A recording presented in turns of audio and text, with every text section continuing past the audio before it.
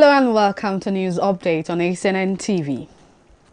The Anglican Bishop of Gwagwalada, Sister Right Reverend Moses Tabuaye, has added his voice to those who are not in support of the APC's Muslim ticket.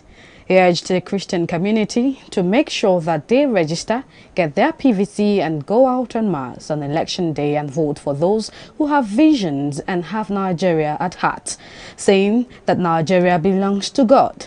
He made this known in an interview with Acnn TV News crew in Abuja. That story will come later in our next bulletin.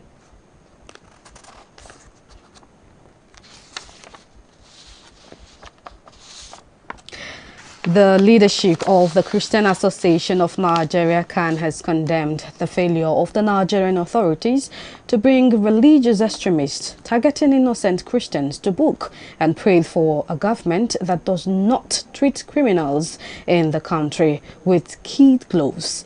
This is as contained in their statement condemning the murder of Father John Mark, who served as the chairman of Acnn in the Jam'al local government area in southern Kaduna State, and also served as the director of communications in Kafanchan Diocese.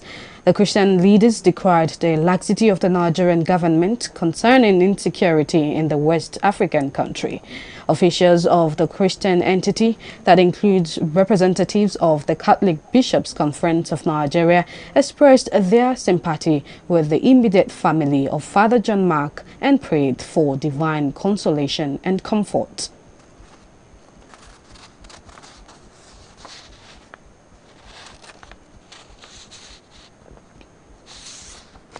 Meanwhile, the presidential candidate of the African Democratic Congress, Tomebi Kachukwu, has criticized the increase in the adoption and killings of Catholic priests in the country. Kachukwu, in a statement in Abuja, described the development as unacceptable and an unprovoked aggression against a section of the population dedicated to the service of God and humanity. Insisted that the ugly development must be urgently crushed in the bud of the relevant security. The ADC presidential candidate, who had earlier called on President Muhammadu Buhari to resign his position on account of worsening insecurity in the country, also called on relevant security agencies to rise up to the challenge of insecurity in the country and ensure adequate security of Nigerians, especially priests of the Christian faith, who have not only become vulnerable but an endangered species, saying no fewer than 18 Catholic priests have been adopted by terrorists, with some of them killed between January and July this year.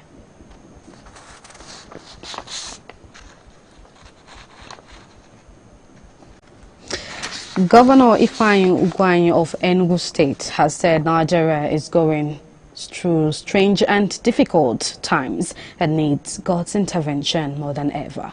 Speaking when he flagged off Batch A of the 2022 Christian pilgrimage to the Holy Land of Israel and Jordan in Enugu, Governor Ugwuanyi enjoined the 274 intending pilgrims sponsored by his administration to pray for peace, security, unity and progress in Enugu State and Nigeria as a whole.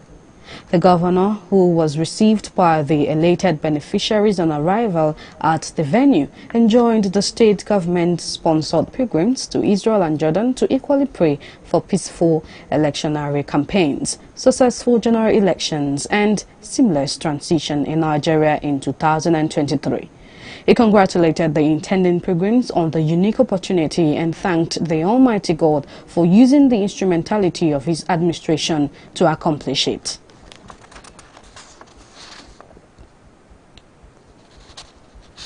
And away from Nigeria now, a Christian organization in the United States of America has commented on the potential harms of young children using social media without proper supervision amid reports that two sets of parents are suing TikTok over the belief the company could have done more to prevent their daughter's death via an online challenge. The U.S. Social Media Victims Law Center filed a civil lawsuit against TikTok and its parent company, ByteDance Limited, in a Los Angeles County court on behalf of the families of Lalani Walton and Arani Arroyo, to children who died while attempting the viral TikTok challenge known as the Blackout Challenge. Participants in the challenge share videos depicting self-strangulation until they lose focus. Watson and Arani, ages 8 and 9 respectively, died after participating in the challenge. The parents claim that their children became addicted to TikTok and that the platform promoted content that influenced the kids to harm themselves.